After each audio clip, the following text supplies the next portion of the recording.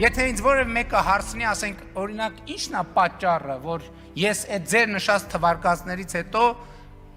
շարունակում եմ մնալ Հայաստանի Հանրապետության վարչապետ։ Ես օրինակ, չգիտեմ, կներեք այս բանի համար, զեղման համար, ես կասեմ իմ կարծիքով, որովհետև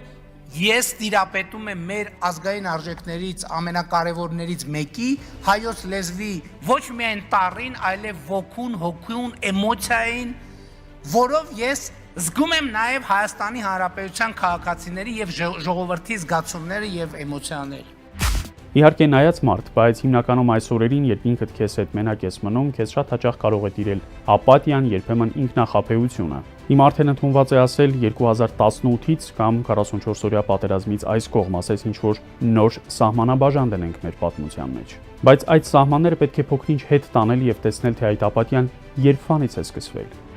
Այսօր արդեն դա շատ թափանցիկ եւ նկատելի է, շատերի համար դա փրկություն է արդարացնելու սեփական չեզոքությունը կամ անտարբերությունը, բայց շատերի համար էլ դա ողբերգություն է։ Ինչքան կարելի է ստով կերակրվել, ստին պարգևավճար, հոնորար տալ։ Հիմա Հայաստանում սուտը վճարվում է, մեծ գումարներ են հատկացնում սուտ ասելու համար։ Ամբողջ աշխարհում է այդպես, մենք դրանից դուրս չենք։ Մարդիկ կան, որոնք ձևացնում են, թե մտահոգ են, բայց շատ լավ գիտես, թե ինչ է շնչում։ Շատերն այդ պարգևավճարներից օգտվում են։ Առաջ բանի տեղ չէին դնում, ասում էին կանցնի, բայց հիմա մեծացել է այդ դաշտը։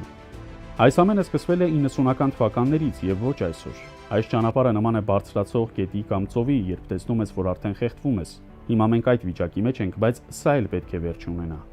Ի վերջո, միայն մենք չենք, ամբողջ աշխարհն է այս թնջուկի մեջ, բայց մենք կարծես կամովին ենք գնացել այդ հորինված սուտ աշխարհը։ Հիմա սթափվելու ժամանակն է։ Մանավանդ Արցախը դատարկվելուց առաջ ում հավատը կգար, որ նման բան կլինի, ոչ ոք չէր հավատա դրան։ 90-ականներից Արցախը տեսած, այդ ամենին մասնակցած մարդու աչքի առաջ ամբողջը մեկ վայրկյանում դարձավ անցյալ։ Հնդկաստանում տարեկան մոտ 10 միլիոն մարդ է ծնվում, այսինքն այնքան, որքան հայ ժողովուրդն է այստեղ եւ Սփյուռքում, իսկ Արցախում հայ չի ծնվում։ Աշխարհի որ երկրին մատը դնես հայ կա, Թուրքիայում, Իրանում, հնարավոր է Ադրբեջանում էլ հայի ծնունդ կա, գոնե 1-2-ը կծնվեն, բայց Արցախում հայ չի ծնվում։ Դա այն դեպքում, երբ 4000 տարի այդ երկրում հայի ճիչ ու ծնունդ է եղել, հարսանիքներ, կնունքներ ու մահեր։ Սա ինչ է, հեքիաթ թե իրականություն։ Հազարամյակների ճանապարհ անցած ժողովուրդն ու կարճիշողությունը չեն բռնում իրար, պետք է հակառակը լիներ։ Զարմանալի է, թե այս ճանապարհն անցած ժողովուրդն ինչպես այսքան կարճիշողություն ունի։ Մկրատված հիշողությունն էլ է արհեստական։ Նույնիսկ դուք չեք հասկանում ովքեր են սրանք։ Ինչ են ուզում, ուր են տանում։ Այն մի բանը, որ երկրից ղեկավարը հարձակվել է եկեղեցուց վրա, լավ չեք կարողանում անալիզ անել, այս ինչ ղեկավար է։ Պատմության մեջ նայում ես, sense բան չի եղել։ Ու իր այդ համախոհները կան, հասկանում եք, այո, Նիկոլը ճիշտ է։ Մի պահ եկավ, երբ մենք սկսեցինք մեր ներսը նայել, հատկապես հայոց ցեղասպանության 100-րդ տարելիցի օրերին։ Այդ ժամանակ գրականություն, արխիվային փաստաթղթեր լույս տեսան, ահագին բան պարզվեց։ Թվում էր, թե մենք դրանից պետք է հետևություններ անենք։ 1915-23 թվականներին հայոց ցեղասպանության օրերին հատուկ հրահանգ կար, ովքեր հայերին ապաստան տան, քուրդ լինի, թուրք թե այլ մեկը, պետք է մահվան դատապարտվի։ Մեր պատմության մեջ նման մարդկային դրվագներ կան, երբ թուրքերը կամ քրդերը փրկել են հայերին, դա ոչ ոք չի շղթում։ Բայց պետք է խորքը նայել, ինչի համար էր դա արվում։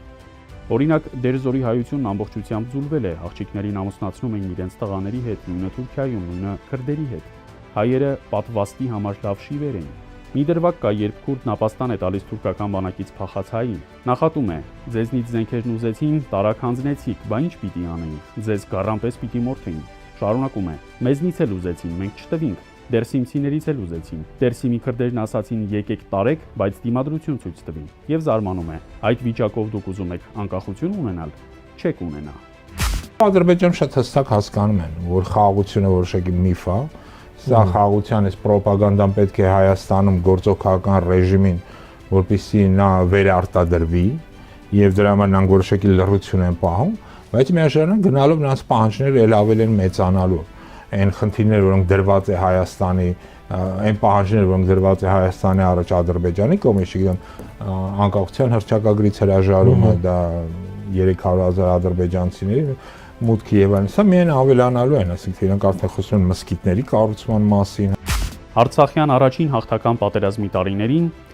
մորթվելու հոգեբանությունը վերացել էր, այսինքն մի մեծ ու կարևոր բեռից էինք ազատվել։ Բայց ցավոք 30 տարի շարունակ մենք մեր հաղթանակին բնավ տեր չկանգնեցինք։ Իսկ երբ հաղթանակին տեր չես կանգնում, այն անտեր է մնում։